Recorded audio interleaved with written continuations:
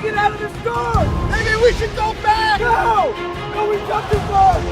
Thought this might be of interest to you. The Ark, real page turner.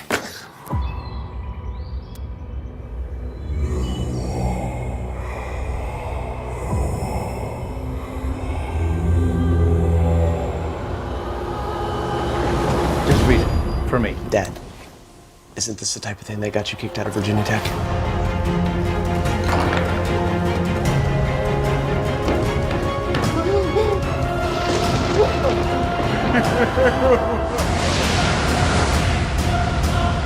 You have some strange ideas about the universe and your God. Jehovah is God. Ah, Noah. And that's the goal, gentlemen. God's will. Jehovah is going to flood the world. And I was commanded to build this ship. This is lunacy. You know it, Noah. Now we are going to get up on that mountain. And we're going to find the Ark. Yes, we are. Maybe we should go back! Get out of here! Jimmy! John?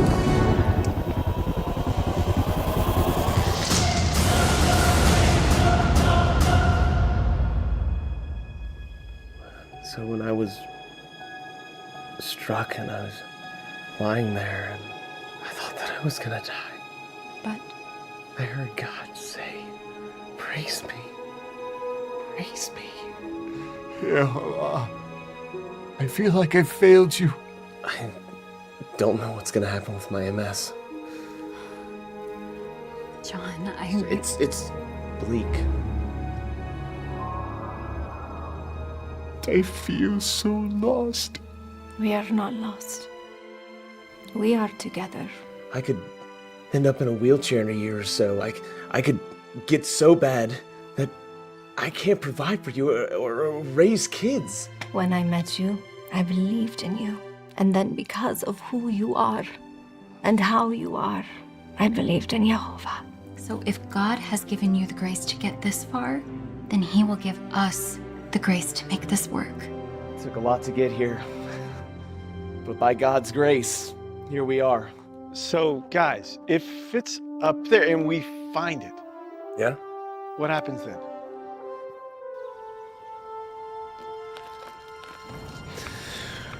We changed the world. We change the world!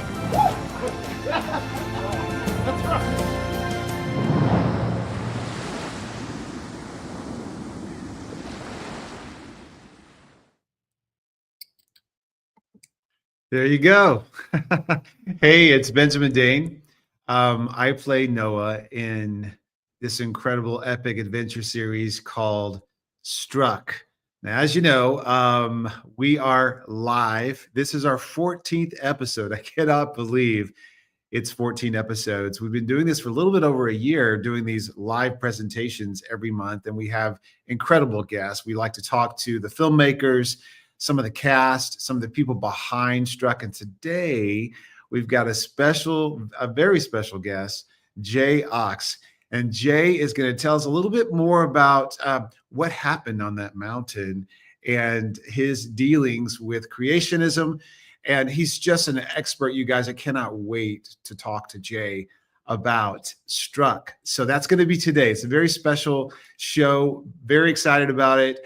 But if you don't know, we are an upcoming series. And so we're actually working right now. We've shot a proof of concept. You can go to strucktheseries.com and you can see the full trailer that you just watched. You also can get a little bit more information. You can join the Lightning Club, which is really important. We need more followers. If you can, get the word out, let people know what we're doing here. It's very, very important. We want to flood the world with truth, and we can do this with entertainment. You know, Jesus said that when he sent out his disciples, he said, be as crafty as snakes, but innocent as doves. We've got to use the world wisdom in order to get the truth out. And we can use entertainment as a mighty tool to reach the world. So that's what we want to do with this series. Over 270 cultures worldwide believe that there was a flood. And so we believe that we can use this. And I think that people are going to be very engaged in the story. You've got the two stories here. You've got the true story of Dr. John D. Morris, who was a geologist, and he was struck by God to find evidence of creation as the Bible explained creation. And he set out on an expedition to find evidence of the ark, Noah's Ark. And then we just suppose that story with the biblical account of Noah and how he was struck by God to build the ark. It's a phenomenal concept. We're very excited about it. We've won multiple awards, and we just went through the Angel Studios Guild, and we passed with flying colors. We're waiting to hear back from Angel Studios. So that's some of the latest information. That just happened last month. So we didn't do a Struck Live last month, but we're here today, and we've got so much. And like I said, make sure that you join the Struck Lightning Club, and you can do that at strucktheseries.com, and you can click on Lightning Club and join that, because with that, you can find out so much more information. You're going to get a communique once a month. It's called the Struck Bolt. And what that's going to do is going to give you information, the latest and greatest, what's going on behind the scenes before the public even knows what's going on. You're going to know first. So make sure you sign up for the Struck Lightning Club. And then also you can donate. We're a lot like Chosen in that respect. Chosen raised about $10 million in its first season. That's what we're trying to do as well. We're trying to raise funds so we can get this series produced. And we're opening the curtain so you can see kind of how it goes and how we do this thing. Also at strucktheseries.com, you can buy merchandise. Now, listen, I think right now you can still buy merchandise, and I'm hoping that it'll arrive by Christmas, but these make great gifts, you guys.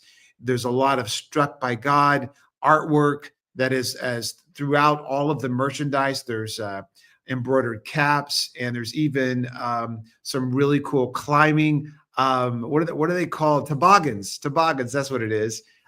So just like the men wore when they were climbing the mountain of Mount Ararat, and we've got water bottles and jewelry and all kinds of stuff, t-shirts, amazing t-shirts. So make sure you go there, and all the proceeds benefit the development of the series. So it really helps us. You can stand in your faith wearing merchandise, Struck gear, and also you're helping us get the series produced. So make sure you do that. Like I said, this is an incredible story, incredible concept.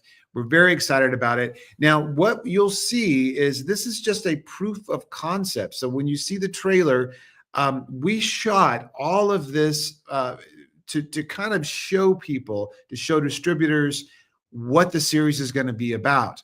So we haven't produced a single episode yet, but we've got that proof of concept. So if you're interested, please get the word out. Please let people know. Now, we're live today, like I said, and I want to see who's on board here, who's watching us. So we've got several folks. We've got Cindy Navarro on. Hey, Cindy. We've got Kathy Peterson Haley on. Kathy and John. I had an incredible conversation with them just the other day. It was so nice to see them and get to know them a little bit better. They are supporters. They're on the prayer team.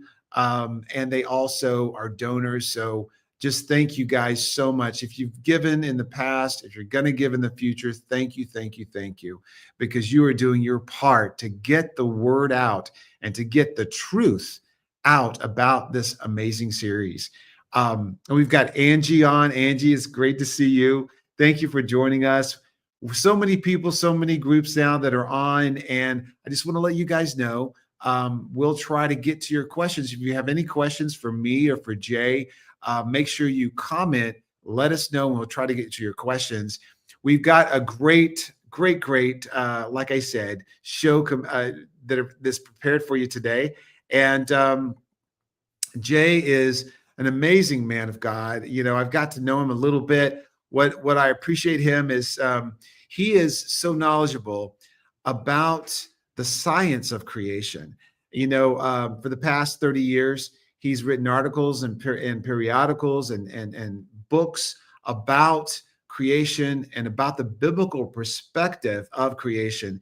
He holds a degree in electrical engineering with nuclear engineering emphasis. And so that's very interesting. I want to talk to him about that. He also was an adjunct instructor of mathematics and creation sciences at Anaheim Bible College in Maryland. So he is an amazing man, and I cannot wait to talk to him. So I'm going to bring him on right now. Welcome to the stage, Jay. Hey, Jay. Good to see you. Good afternoon, Ben. How you doing? I am great. I am great. It's good to see you today. Good to see you. Good to see you always. So you were an adjunct professor in mathematics and creation. Is that right? That's right. At Antietam Bible College, not Anaheim. Wow. You've been in LA too long. Yeah, no, Anaheim. Antietam in Maryland. Yeah. Got it. That Okay. was great. That was really, really nice because I had students there. They were there because they wanted to learn and they were interested. It's not just because daddy was paying for the education. That was quite a blessing. That's so good. As I was a part-time instructor at an art institute, and I always loved seeing that point where someone realizes something, you know, they kind of get the concept, and you can see that light go off. And it's just, you know, it's so wonderful. But that's so great. I think it's important. People are, and really, you know, there's so much truth about the biblical perspective of creation. Right. And really, you know, what I love is that this is going to be a series that gives you we're going to have a behind the science component. And that component is going to, as people watch every episode, they're going to be able to log on and have an interactive component about the science behind each episode. So tell me a little bit more, though, Jay, about how you grew up and how you were kind of, I guess, introduced to the Bible. Yes. Okay. Well, thank you, Ben. I grew up in a Christian home, and I believed the Bible was true. Hey, if God wrote it, of course it's true. Right. You know, hello. And Right. well, then I went to school, and I was taught evolutionism, and fell for it, hook, line, and sinker. It's hard to believe looking back at it, but I guess being a high schooler, you're really, that's part of your impressionable years, right? And so when the teachers say it, you accept it. If an authority figure says that this is the right, truth, exactly. Authority figures back then, they meant something. Yeah. So I fell for evolutionism, and the next thing you know, within a couple of years, my life was totally trashed. Because when you first learn to tear one page out of the Bible, that gives you, or so you think, it gives you the license to tear out any page and every page that you don't like. And next thing you know, you've just thrown the whole Bible away. And I actually became a suicidal alcoholic. So life was not good for several years. And, my life was trashed. I don't know. I probably trashed other people's lives. If so, please forgive me. The good news is our Lord, he does not want anybody to perish. On December 21st, 1980, I was saved, and my whole life was changed instantly. So many things that, and vices and whatnot that I had the day before were totally gone. But I was also stupid. I had no idea really what had happened. I mean, I grew up in a Christian church. So I was like, oh, okay. Yeah. And it wasn't until later that I found out, oh, well, guess what? You were born again. So was this while you were still in high school, or was it college? No, this was after. I was saved after college. Oh, yeah. Wow. Okay. Yeah, this was 3-4 years after college. Wow. Right. Wow. So I went through the college years pretty much okay as an unbeliever, if you want to say there is such a thing. But about the time I got out of college, that's when things really tanked. Hey, I'm on my own, and I roll, right? Hey, if God created everything, He writes the rules. Right, If He didn't, right. we write the rules, and it's a matter of who. Who do we follow? That's not evolutionism if we're going to follow somebody else's rules. That's not survival. And I grew up in a Christian home too, and but went off the rails, and like you, a lot of young people do, because they want to explore and they're curious about life and the world, and they get away from home and they start, living wild. And it took a car wreck for me to come back to the Lord in my 20s. But yeah, that is amazing. Well, tell me how you met John. How that happened. Yes. When shortly after I was saved, for the next several years, I'm trying to figure out how in the world does this evolution and Bible work together? I couldn't figure it out. And a person that I worked with, one of the brightest people I've ever met, but he was a contract employee, so I'd only ever see him about once a month. And I'd ask him, Jim, and I'd ask him questions, and he'd give me an answer. And I'm like, oh, okay, that makes sense. And then, wait a minute, that doesn't make sense. And the next, month I'd see him and ask him another question. This went on for about 2 years.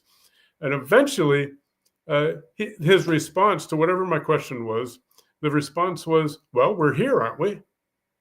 I said, Jim, yes, we're here because God put us here, and He has a plan for us. And that's when it hit me that this whole evolution stuff is circular logic, and I've been had. So my uncle Andrew, had given me a subscription to the ICR's Acts and Facts, and of course, every time I'd get them, I'd just throw them away. But from that day on, I looked forward to getting them and started reading more info from ICR, and then started attending some of their conferences. And so, of course, I would meet John and several of the other scientists that worked at ICR at the time. And John was the people person. By 1996, he's president of ICR, but he still has time to stop and talk and listen and answer questions. And they don't necessarily have to be creation questions. You could see a real godly man here. And we talked about a lot of things other than just creation, but I won't take up your... Well, and Jay, I do want to mention, if people don't know, because people may not know this, but ICR is the Institute for Creation Research, and it was started by John's father, who started Henry Morris, who started ICR, and I believe it started in California, if I'm not mistaken, and now it's in the Dallas area, and there is an interactive emulsionary museum, right? That's also, but they do incredible work and research, and they continue that research on the science of creation. So continue. Yes, that's right. And so I had been out to ICR in California, in El Cajon, where it was originally, right on the little 3-minute trailer that you showed. John says, "This what got you kicked out of Virginia Tech?" Well, Dr. Henry Morris, he was not kicked out. He left to start that college, and that's actually part of the longer concept video, which I thought they did a great job of making a good point there. John was kind of a rebel at that time. And actually, he'll say, I was a rebel at that time. Leave out the kind of. Dr. Henry Morris went and started the college in... like you and I were. We were kind of rebels, right? Yeah, that's right. Exactly. Yeah. All out of the same mold. And so they had a museum out there as well. And I actually had a tour of their museum several times. And John would lead the tours. Wow. So I had a tour of the museum out there, had a tour of the ICR office space and whatever. And The museums in Kentucky, I'll have to say, I was absolutely purposed. I was going to go to the new ICR museum first. I wasn't going to go to those until I went to the new Discovery Center in Dallas, which I got to do in June. So, and it's impressive. You need to go. And I know, Ben, you've been there multiple times. Yeah. I've been to both of them, and and I went to ICR Museum first, and then just to see, so it was kind of an introductory experience. They have a model of the ark there, but I love how they introduce the concepts of creation and how you can be involved in, very interactive displays and so forth. And then, to go to the huge ark in Kentucky and see that. And Ken Ham that started that, the Ark Encounter, was a colleague of John's. And, so it was kind of really wonderful that whole thing came out, and he was able to, create that amazing life-size replica of the ark there. Just fantastic. And if you haven't gone, you need to. It's amazing. Right. Yeah, I need to do that. And yes, Ken Ham actually worked with ICR originally. And they left because, as you can see, their ministries are totally different. They're just structured different. Yeah. Their approach is different. ICR is really more into the research stages, as their name would suggest. And Ken Ham's is more into the spreading the gospel more. And originally primarily more to younger people, to kids. So, but that's expanded significantly, and they're more into research now as well, or at least they're publishing a lot more articles there. Great. Well, we've got Son of Anna on. Hello, Son of Anna. How good to see you. And we've got several other folks on. So it's great to see you guys on. Remember, you can ask questions of Jay, or if something stands out, please let us know, and we'll try to get to that. Well, I want to talk about these two books. So how did this shape your life? I know you met John. Things were going on. Oops. I guess I need to turn off my phone. Sorry about that, you guys. But tell me a little bit about these two books. Okay. Yes. One of the as a nuclear major, one of the things that was bothersome was the millions and billions of years that were always quoted by the evolutionists, especially by radiometric dating. Well, the thing is, when you looked at the dates that were arrived by these methods, they totally contradict each other. In fact, there's a volcano at the top of Grand Canyon that's supposedly older than the basalt at the base. Well, that doesn't make any sense. You would think that the Smithsonian or somebody would try to figure out what in the world's going on. But nope. ICR started a project in about 2000. They spent $1.5 million collecting samples and sending them off to nationally recognized laboratories in order to study what exactly is going on. And these two books, I highly recommend. If you can find the Radioisotopes Volume 2, it's very, very technical. It might be difficult to find. It's been out of print, but these are many of the actual results from those tests. If you're interested in, from a layman's point of view, the book Thousands, Not Billions is a much easier read. It's a paperback. It's much smaller, and it'll give you a good idea about it. See, because of my nuclear major, as soon as they started this, what they called the RATE project, RATE, it stood for Radiometric Dating and the Age of the Earth. A little bit of a stretch. As soon as they started that program, I was all over it, because that being my major, and I wanted to know what's going on. And I have to tell you that even in the 70s, in one of my classes, it became very apparent that that one of their major assumptions, that the time constants were actually constants, was not true. They knew that in 1972. It turns out that is a major reason that these dates disagree with each other, and they look so old. Well, it seems like they shift the facts around in Yes. order to make an assumptive, fact, it's not credible. And, saying the world is 6 billion years old instead of 6,000 years old. And that's where young creationism comes in.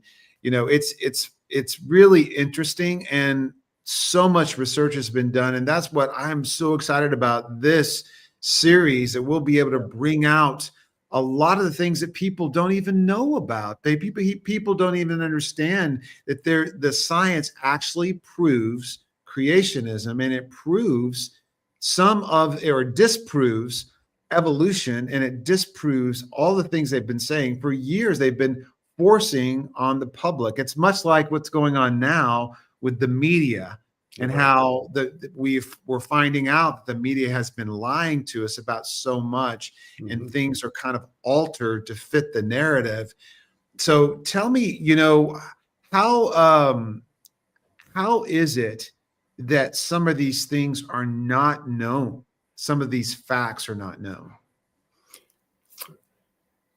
The way the sciences work is, I always express it as, they're teaching selective science. They teach the points that serves their viewpoints, and they don't teach the aspects that disagree with them. For example, I mentioned that the radiometric dating, you can date a rock 4 different ways, and you'll come up with 4 totally different dates, significantly different dates. And so what do? You pick the one that you think fits your story the best. But they can't be 4 different dates. How many birthdays do you have? Just one. Okay, so they should all say the same, but they don't. Furthermore, you can't date a sedimentary. There's no way to date a sedimentary rock. These rock dating methods work for igneous rocks, not sedimentary. And an igneous rock is one where the material was over 2,000 degrees. It was molten. It was liquid. How are you ever going to have a fossil? It would be in something that's that hot. It would be vaporized or incinerated.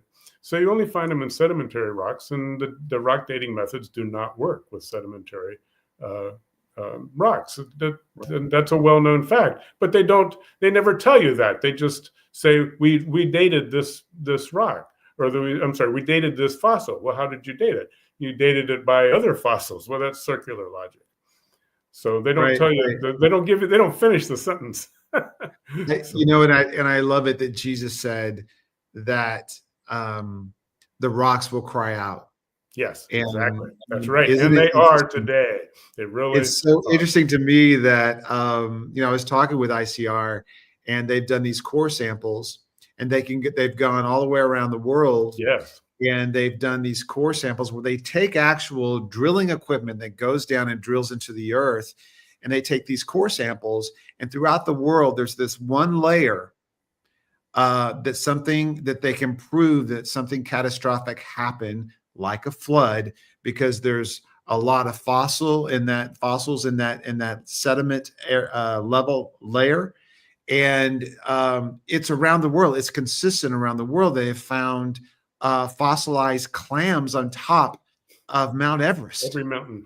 It's just amazing to me that people don't know this stuff. And it's something that I think that we need to know. And that's why, again, it's exciting that we're going to be able to bring this out in the series with the behind the science component, and really working with ICR to bring this out. Well, Jay, I want to find out. So you guys tell me a little bit about the cruise that you took, and how that shaped your, I guess your experience or your relationship with John. Right. Yes, exactly. In 2003, I attended the ICC conference. That's when all of this information was presented to a science group.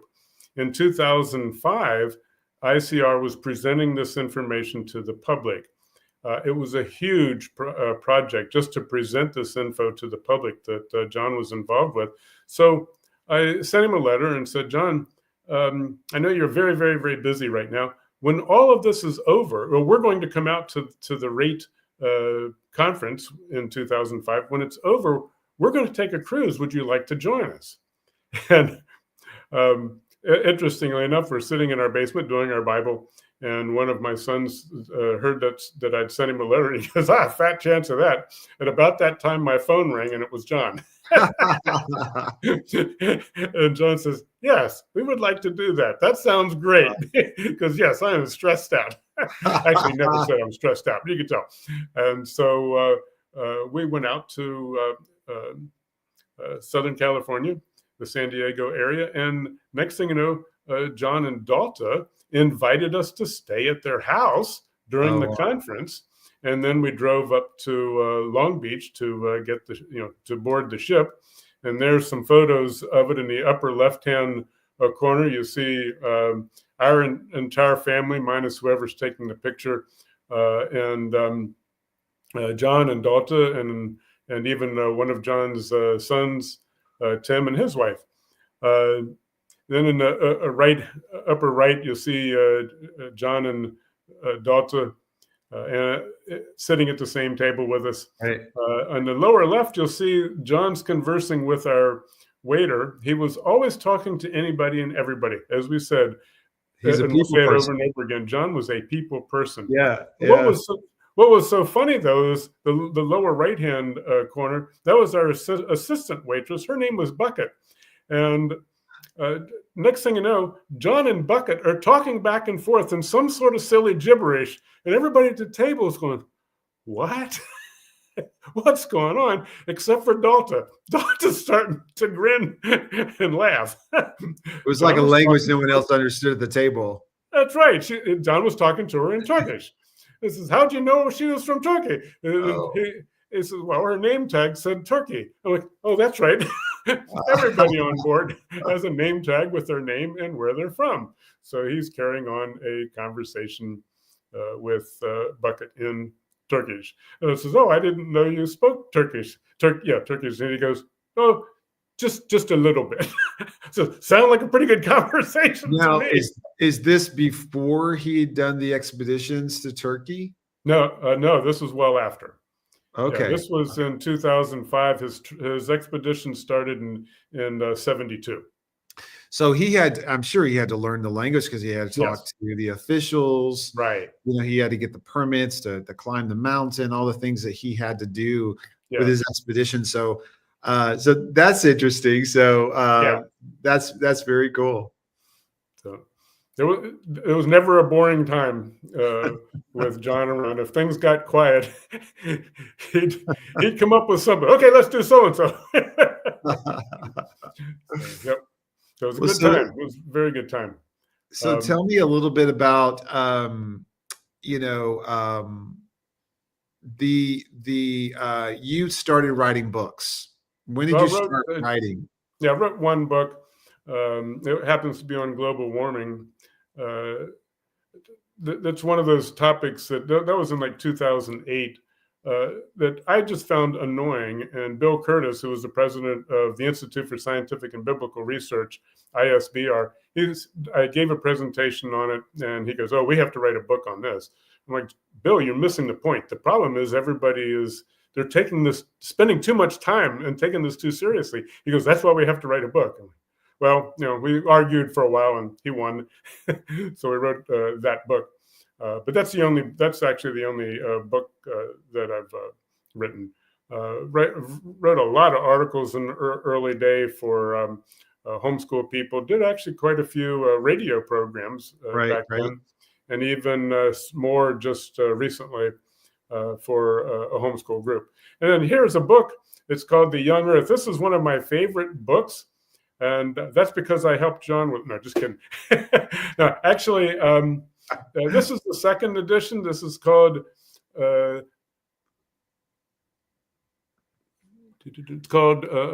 Revised and Expanded. So, but John and I sat down when we were on the cruise with the first edition of it and went through it page by page by page by page and marked it up as the things that we would want to change. And I was blown away that he would say, Jay, let's sit down and go through this. So I don't know how much help I was because I was kind of taken aback. But I strongly recommend this book. It's not just about the young earth. John has his personality in it, but it's also about how solid the scriptures are in general, and it's all about your spiritual relationship with Christ. That's what it's about. I use this book as my textbook. It's not a textbook really, but it's so good that I used it as a textbook at Antietam Bible College, and I use it when I'm teaching high school students today in homeschool classes and whatnot. He wrote so many books. John wrote a ton of books. I have been amazed. I just keep discovering more and more that he's written, and we're very excited because he was able to write something before he passed. Yes. And we're excited about that, as well as we're hoping to release that with the series.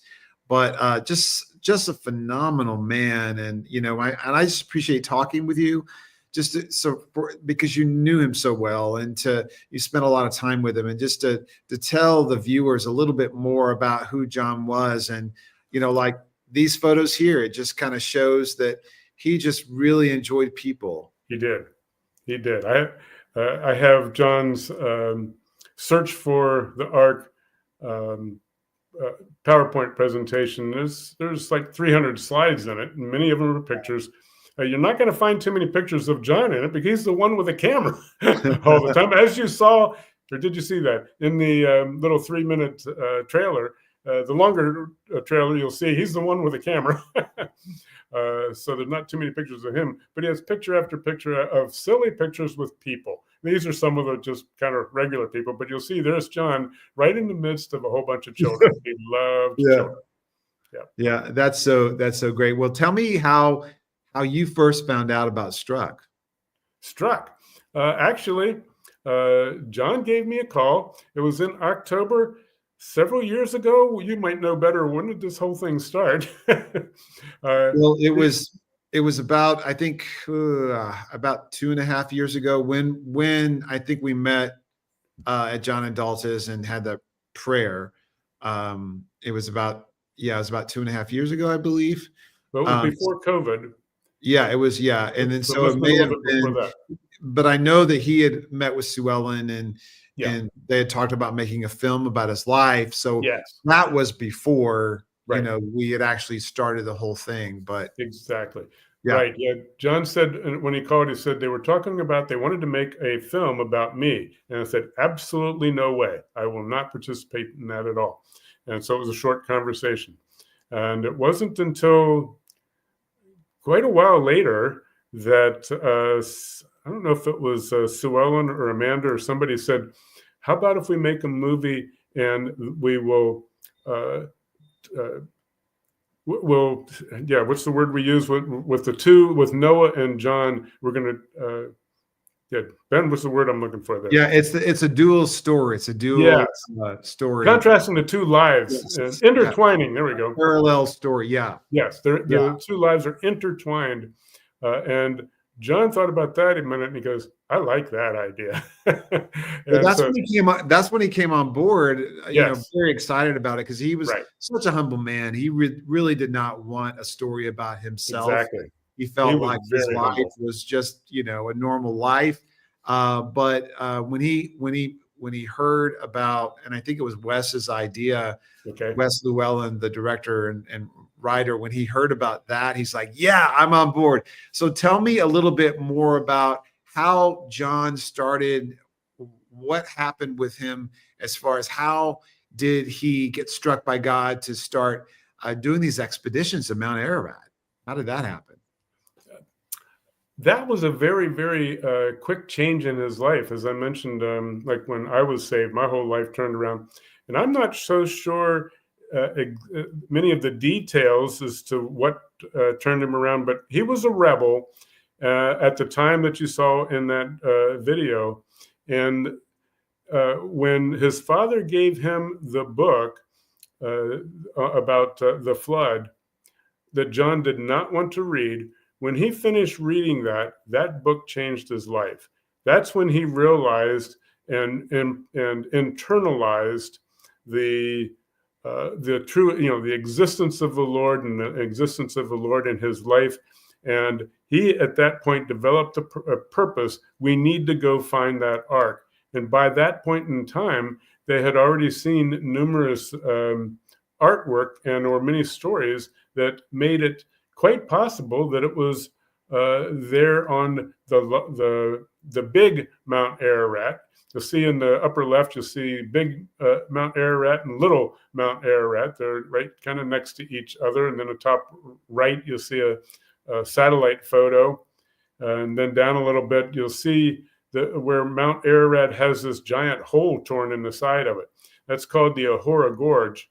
And the stories from where they expected to find the ark, because there were so many stories that were so similar, that had been over 100 years, a 100-year period of time, but people that never talked to each other, but they had stories and artwork that looked similar, were on the edge, around the edge of that Ahura Gorge. It couldn't have been down inside the gorge, because that was due to an eruption of that volcano in the late 1800s.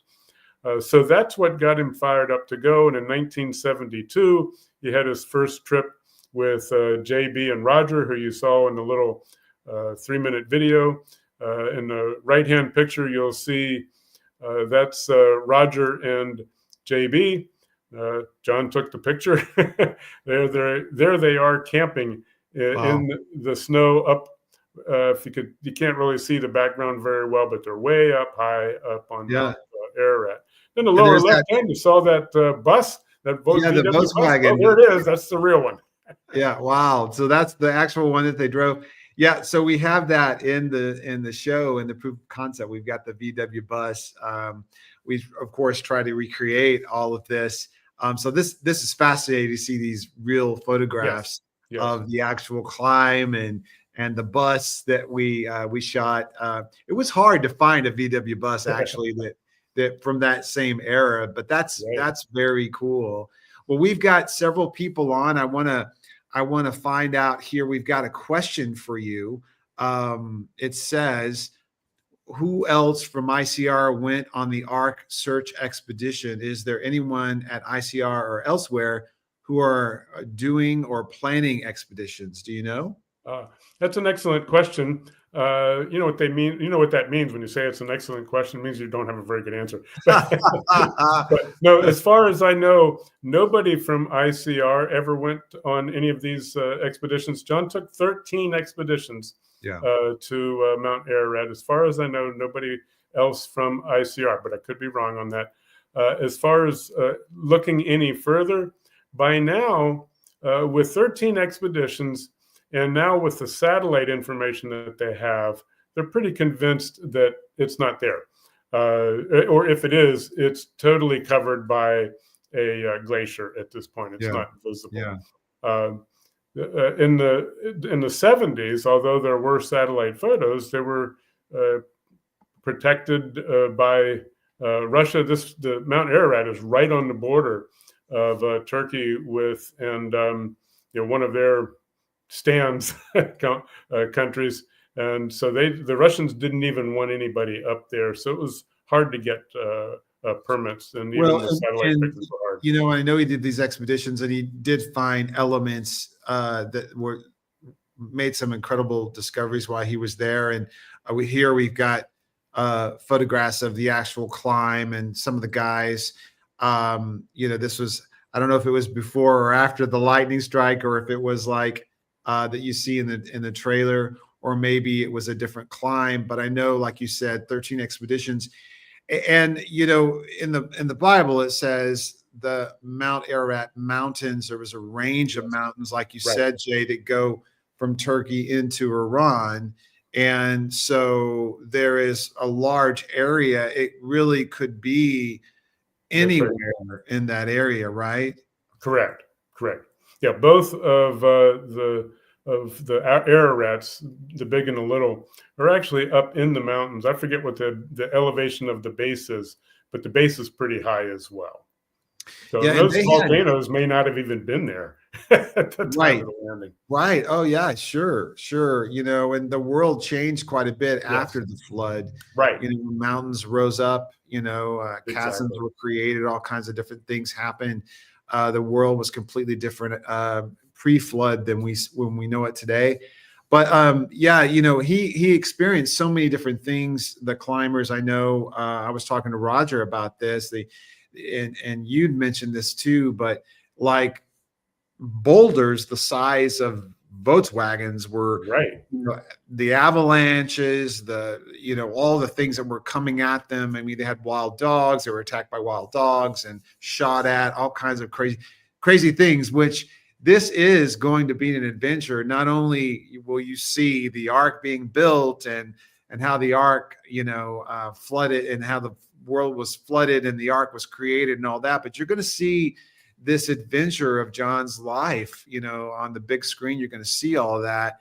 And we can't wait to show people that. Well, tell me a little bit more about Mount Ararat. I mean, here we've got this incredible crevasse, and you see how huge this is. Right. Tell us a little bit more about kind of what they had to experience there on the mountain while they were searching for the ark. Yeah, those are incredibly dangerous because as the snow blows back and forth, you can't see that they're there. You could be walking along on top of just a crusty surface, and the next thing you know, down you go. And up there, you would obviously go who knows how far down till you'd hit something solid. Yeah. I used to go up to the Arctic, basically go to the North Shore of Alaska and keep going. We were working on 10 feet of ice. And at one particular trip up there, the ice broke up because the temperatures dropped from -30 to -60 overnight, and that causes the ice to contract and opened up leads everywhere. And a fellow stepped out of a helicopter, took about 5 steps, and down he went. And now he's going right down into the water, into water that is 0 degrees Fahrenheit. Oh my gosh! So we had to warm him up quick. I've seen stories where people, different climbs where they can't get them out and they die in the mountain. Right. On the mountain, they fall through one of those crevasses and, or whatever, and they just leave them there. So they're always there, and the people will pass them saying, well, that's Joe Blow over there who climbed 20 years ago. He's still there. It's just pretty amazing.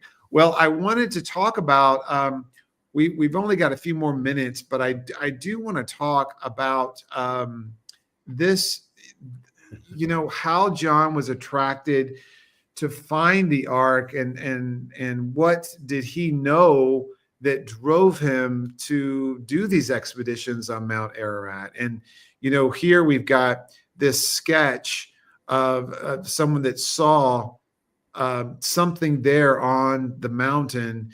And then tell us a little bit about this. Okay, yes. Yeah, the lower left is John's sense of humor. That was a real transportation thing there in Turkey. Yeah, and the upper left is an artist's rendition of something that looked like the ark. And the picture happens to look very similar to many of the other artworks that were done by other people over various times for 100 years.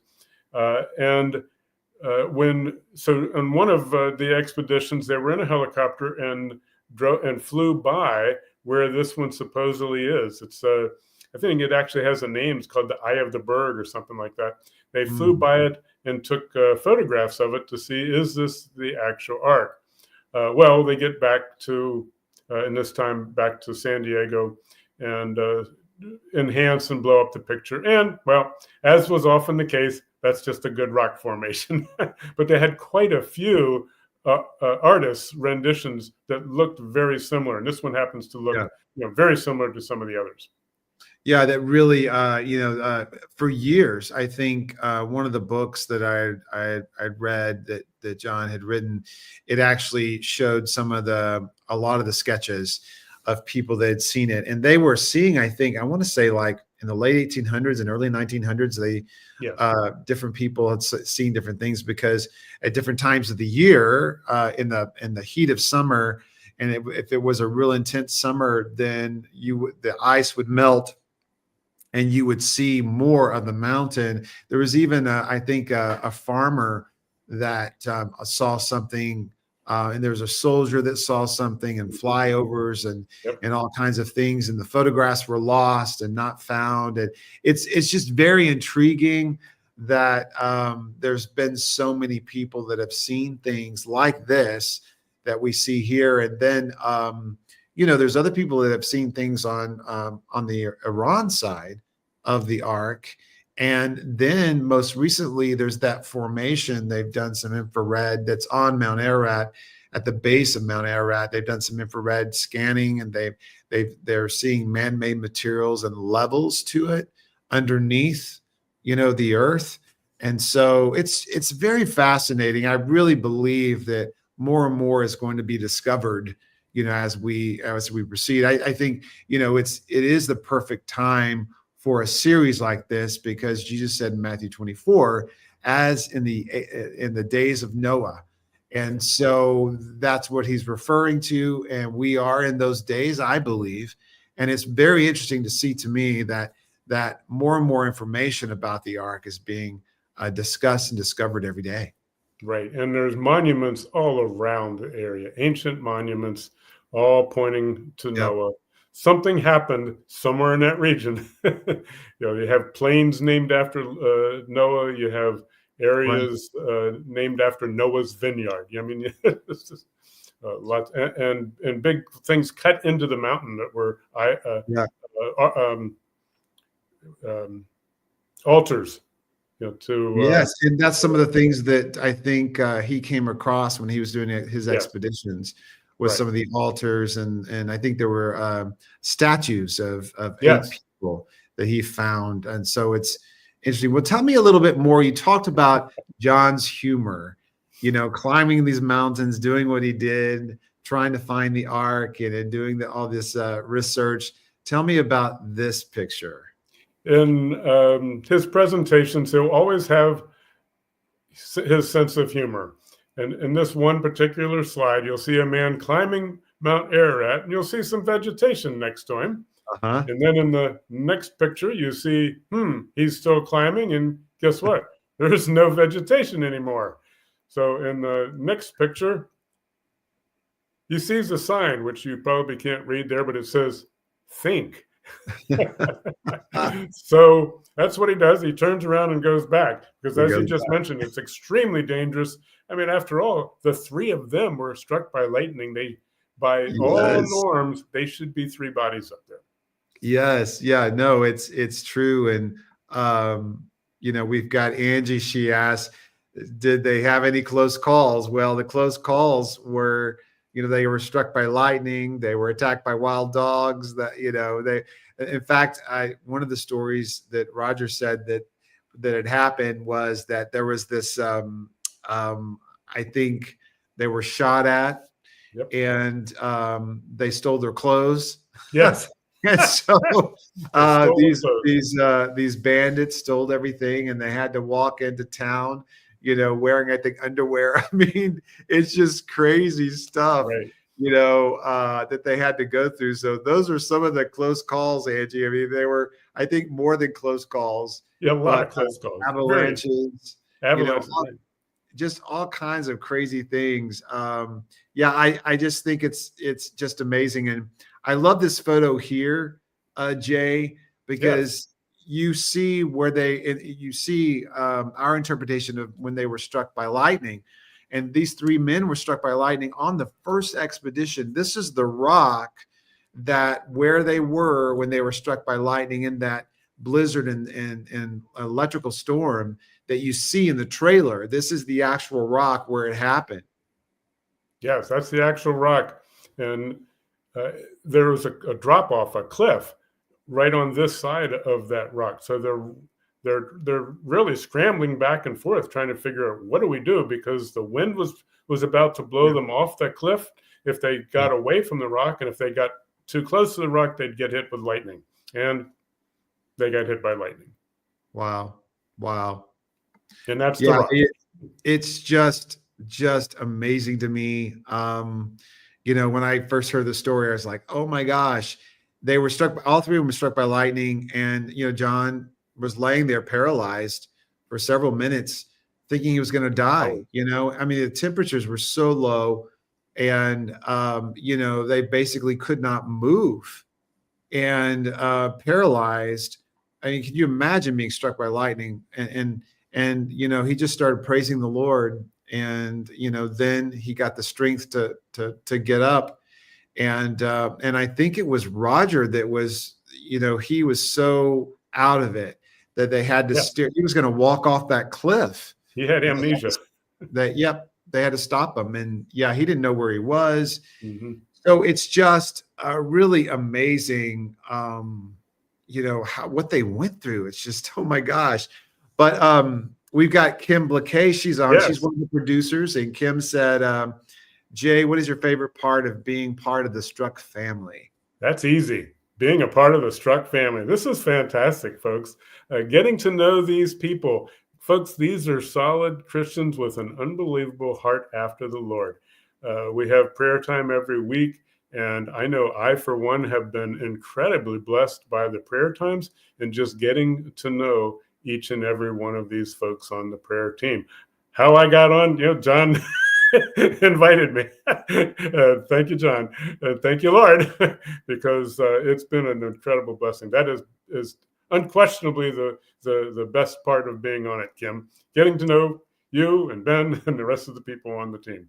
We have really just an extraordinary team of people. I mean, Wes and Amanda, writers, producers, and Wes being the director, so talented. And how he assembled the producing team, how he brought on myself and Kim to be not only involved in the acting, but also producing. Kim as a producer. And then we have this, what people may not know, is we have this incredible prayer team, which you yourself, Jay, are involved in that. And we're very dedicated. Every week on Wednesday morning at 10 o'clock, we all gather Central Time. We all gather together. And, you're in Maryland. We've got people, I think, in Washington State and Georgia and Texas and various places. I think North Carolina.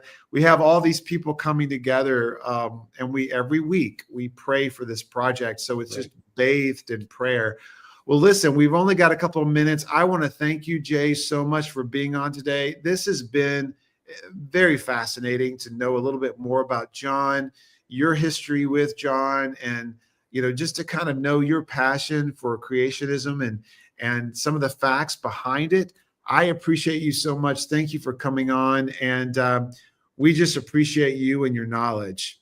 Well, thank you, Ben. Thanks for this opportunity. Well, thank you for the Jay. opportunity to get to know you folks. You bet, and we'll talk more. Well, you guys, the time always goes so fast, and this has just been incredible to be on and to be a part of this project, to talk to people like Jay, who has had, he just has such knowledge of John, and I just appreciate him sharing his life and talking about that passion that he has for creationism, and also, John's passion and what type of person he was. And we're going to tell that story through Struck. As you know, this is an incredible story, you guys, and we need people like you to get involved. Please spread the word about this project. Join us on Facebook, on Instagram, on Twitter, X now. Join us on YouTube. Now you can see these episodes, the things that we do, the Struck interviews, the Struck Live interviews. You can see those on our YouTube channel. But just spread this out. Let people know about what we're doing here. It's going to be incredible. And like I said, you can see how all this is coming together. Our next thing that we're doing is we're going to be involved with getting distributors attached to the project. So we're right there in the middle right now doing that. So please pray for us and join us at strucktheseries.com. And please let us know what you would like to see on Struck Live. We'll have another one next month. But I just want to say thank you for joining us today. Thank you so much for being involved, getting the word out, and being a part of this amazing epic adventure series, Struck.